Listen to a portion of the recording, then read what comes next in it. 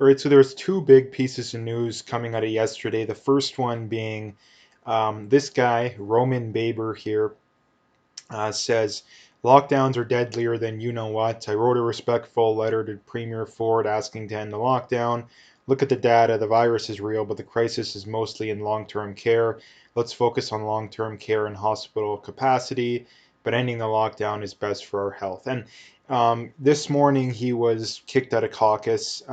So again, there's a lot of important aspects here. I think one of the most telling ones is that these premiers are acting as de facto dictators, right? They're acting as de facto dictators because if they weren't dictators, then you could respectfully disagree with them.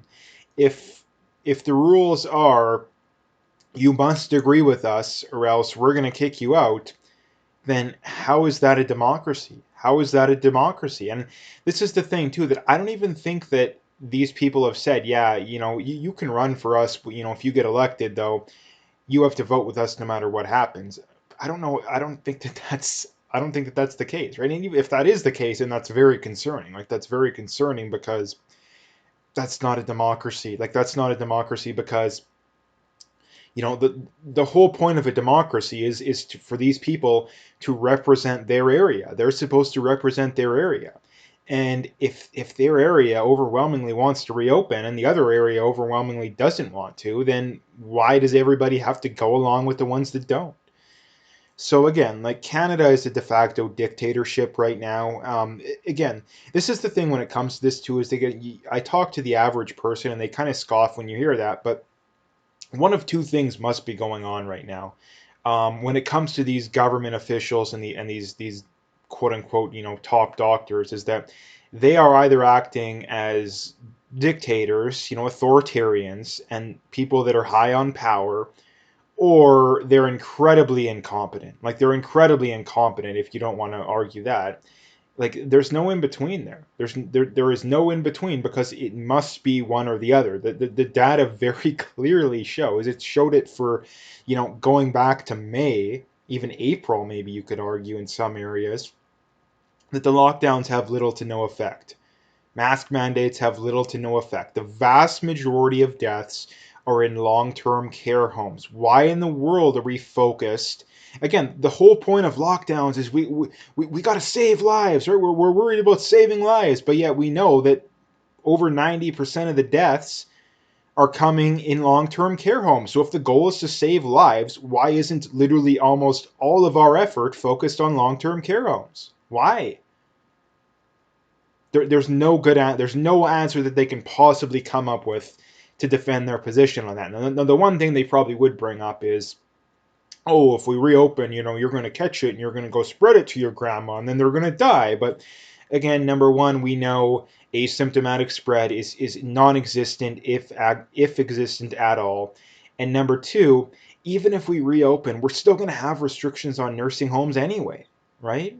And that's the other thing too. Like I know many people who are very not many, but enough people that are outspoken about this that and turn around and be like, yeah, if I go to a nursing home, I'm perfectly fine with the mask and all that garbage, right?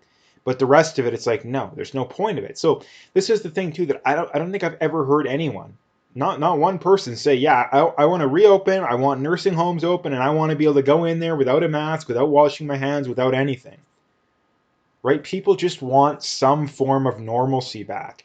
And the fact that the lockdown zealots refuse to compromise in any way, shape, or form, and if they do compromise, it's okay, guys. Your business can go from 10% capacity to 15. Ooh, whoop-de-doo. That's definitely gonna, prevent me from losing my house or prevent me from having to fire employees. Like, come on. Like these people are absolutely and utterly insane.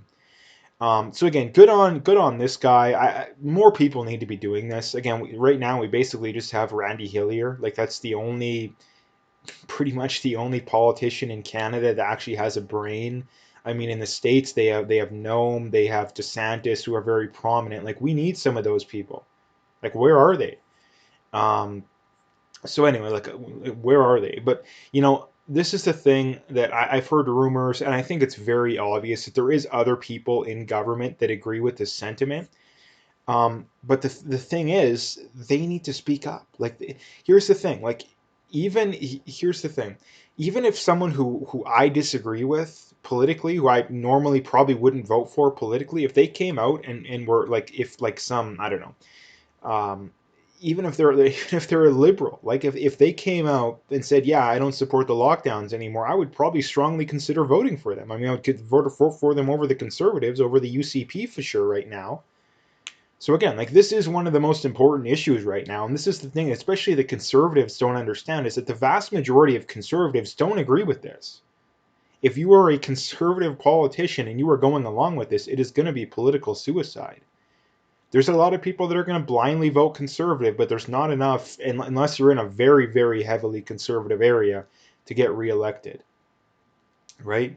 So again, that's the first thing. The next thing is from Jason Kenney here saying, today we announced province-wide changes to restrictions around personal services and capacity limits on outdoor social gatherings and funerals. The you-know-what situation remains serious in Alberta. We must keep doing our part to reduce the spread. So um, this is some good news. I mean, I don't want to be too much of a glass half empty, all the time, but you have to be, the glass is you have to be honest, right? This is the thing I really can't stand about people that they say, oh, why are you negative? I mean, which I don't actually hear all that much, to be honest, but why are you negative all the time? Or this is the thing, other thing, that people's reasoning for not watching the news. It's like, oh, they're so negative all the time. Not they constantly are spewing propaganda, like propaganda 24/7, and they're lying about people and they're pitting other people against each other. No, it's because they're negative. Like, it's such a stupid argument. Like, you have to be realistic. Like, if you're on the verge of losing your house and your credit card's maxed out, you can't be, oh, I don't want to be too negative. I'm looking all right. You got to panic, right? You got to panic. And we are in a situation right now where we need to panic. Like, people think that there's so many people out there that think that everything's still so hunky dory, and it's largely the boomers who are on their retirements and their old age security, and the people working in the public sector, right? They're people that, like, this is the thing too. I would love to see a poll. I want to see a poll on people who have lost at least some of their income due to this lockdowns and the shutdowns. I want to see what their opinion is on the lockdowns. I want to see the percentage of those people that support it, because if you can convince a majority of those people to do it, then I would understand. But when you're trying to convince people that doesn't affect them at all, then I could care less, because they're so tone deaf, it's not even funny, a lot of these people. But anyway, what's going to come of this? Again, I think it's the 21st. A lot of these shutdowns or whatever, these restrictions they put in place in December are set to expire. I have no idea whether they'll do it or not. Again, like, they're not following the science on any of this kind of stuff. It's entirely just them acting as dictators. So, like I say, I could see them go anyway. They should have reopened gyms. They should have increased the capacity even more. Again, gyms are the one reason that that this has nothing to do with the virus. This has nothing to do with it, because number one, we know from multiple studies that I've talked about that gyms, it's incredibly unlikely to be spread there. And number two, it is a outlet for a lot of people to help deal with their general well-being. We know that one of the leading causes for dying of this is being overly unhealthy. Right. So again, closing gyms makes absolutely no sense whatsoever, and we'll see what they do. We'll see what they do. Like, personally, I think that they're going to extend it even more, but we'll see, because what they're doing makes absolutely no sense. Like, when you're looking at it from a logical perspective, um, and this is the reason why I think there's a lot of just genuinely incompetent people in power. I think that the people right at the top are evil, but the people that are below them are just so incompetent and just blindly believing these people. So yeah, we'll see how that goes. I mean, given we're less than a week out from it, I guess we'll see. This is a chart of Germany, basically saying, since Germany was praised in CNBC for their leadership in being a masterclass in science communication, daily reported new deaths are up, and I am not making this up, 24,533%. Again, if masks save lives, why do they not save lives?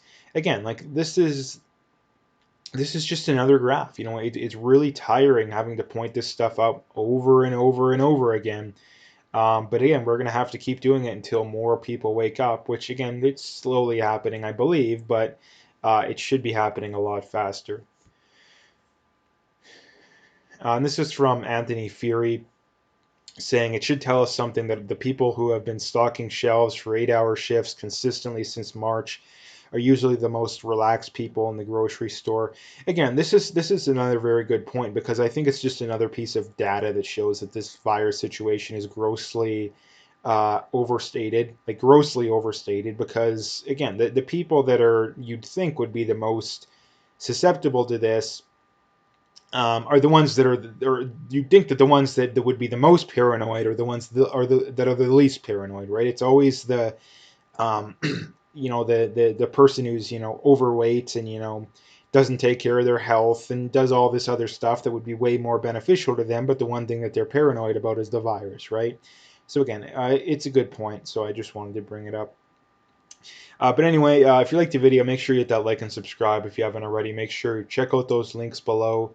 Follow me on those other platforms. Again, very important you do that. If you want to donate, you can do that as well. Again, I appreciate whatever support I can get. But like I say, check out those links and stay tuned for more.